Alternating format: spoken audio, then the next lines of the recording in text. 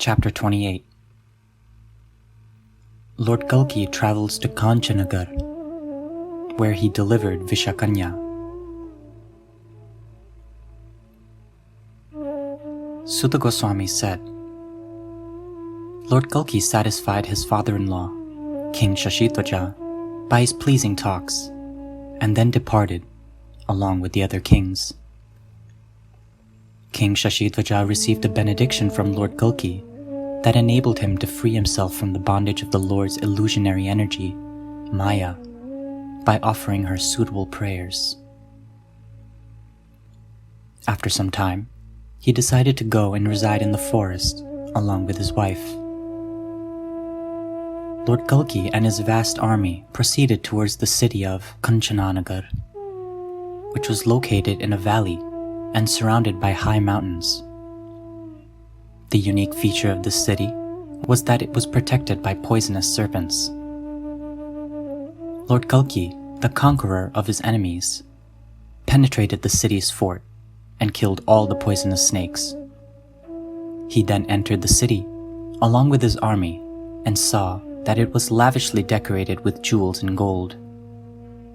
Many young girls, Naga Kanyas, were seen roaming here and there, and there were innumerable wish-fulfilling trees. Yet, the Lord could not find even a single human being. Lord Kalki smiled and said, Look at this wonderful city, which is the abode of serpents.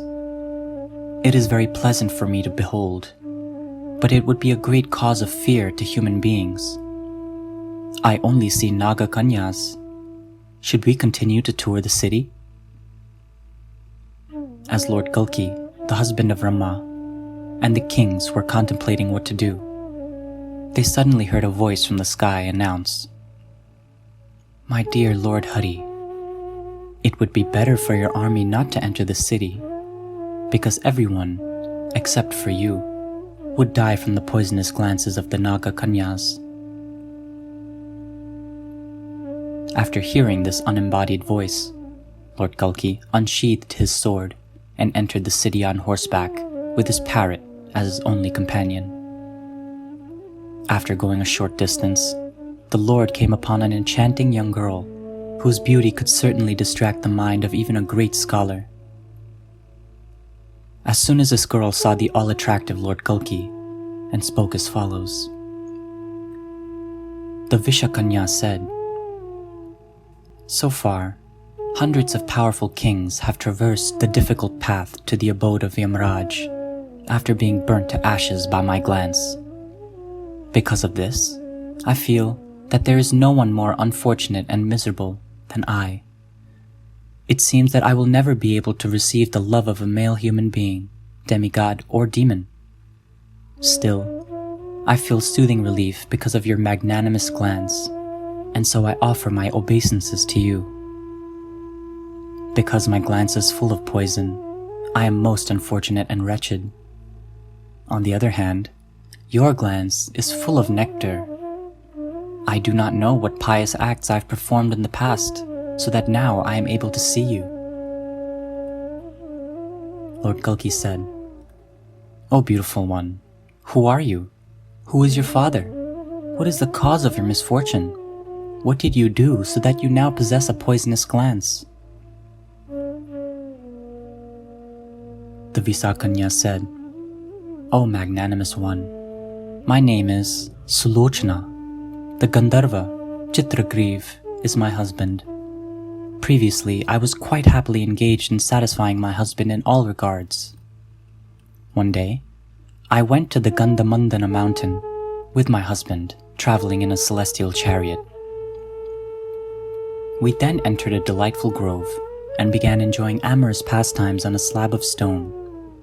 Suddenly, the sage Yaksha appeared in the path of my vision. Being very proud of my beauty and youthfulness, and upon seeing the sage's deformed body, I ridiculed him while glancing at him with malice. The sage became enraged while hearing my taunts, and so he cursed me. As a result of this curse, my glance became poisonous. Ever since that time, I have resided in the city of Kanchananagar in the association of female poisonous serpents. I am very unfortunate to be without my husband. Wherever I glanced, rays of poison would emanate from my eyes. However, I do not know what kind of austerity I previously performed, so that now I am able to have your darshan. As a result of seeing you, I have been relieved of my curse, so that my vision is no longer poisonous. Indeed, it is now full of nectar, and so I would like to return to my husband. A saintly person's curse is actually a manifestation of his mercy. I now understand that the sage's curse was actually a blessing. As a result of the sage's curse, I was able to see you face to face. After saying this, the vishakanya boarded an effulgent celestial chariot and departed for the heavenly planets. Lord Kalki then entrusted the responsibility of ruling Kanchananagar to Mahamati. Mahamati's son was Amarsha, whose son was Saharsa. The son of the exalted Saharsa was named Asi. Lord Hari enthroned King Manu, who belonged to a dynasty descending from Vrihanala, as the ruler of Ayodhya, and then returned to Mathura with the sages. The Lord installed King Suryaketu as the ruler of Mathura and then departed for Varanavata. There, he installed King Devapi as the ruler of Arithala, Vrikshatala, Makanda, Hastinapur, and Varanavata. Lord Kalki, exhibiting affection towards his brothers, installed Kavi, Prajna, and Sumantu as the rulers of the Shambhas, Pondras, Surastras, Pulindas, and Magadhas. Lord Kalki also installed other relatives as the rulers of Kikata, Karnataka, Andhra, Modra, Kalinga, Angam, and Banga. Thereafter, the unlimitedly powerful Lord Kalki continued to reside at Shambhala, and he gave Kankanadesh and Kalapadesh to King Vishakayupa to rule. Later on, Lord Kalki ordered his son, Kritavarma, to rule numerous other kingdoms such as Kola, Varvara, and Karva, which were under the jurisdiction of Dwarika. Lord Kalki respectfully offered heaps of jewels and other kinds of wealth to his father, and indeed, he satisfied all the citizens of Shambhala. He then continued to happily reside there as a householder, along with his wives, Rama and Padmavati. It was at this time that Satya Yuga recommenced. The demigods resumed moving about freely, bestowing benedictions upon their worshippers. The fields became filled with food grains, as prosperity reigned throughout the world. Everyone became happy and well-nourished. Cheating, stealing, lies, duplicity, natural disasters, and disease vanished from the face of the earth. The Brahmanas resumed studying the Vedas. The ladies performed religious rituals, executed holy vows, and participated in the sacrificial performances of their husbands.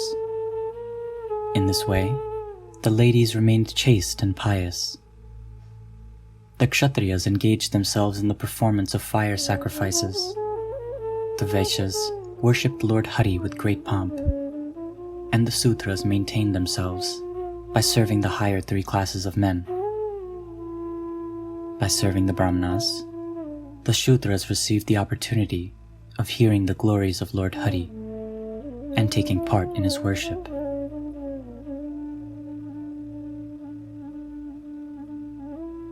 Thus ends the translation of the 28th chapter of Shri Kalki Puran. Shri Radha.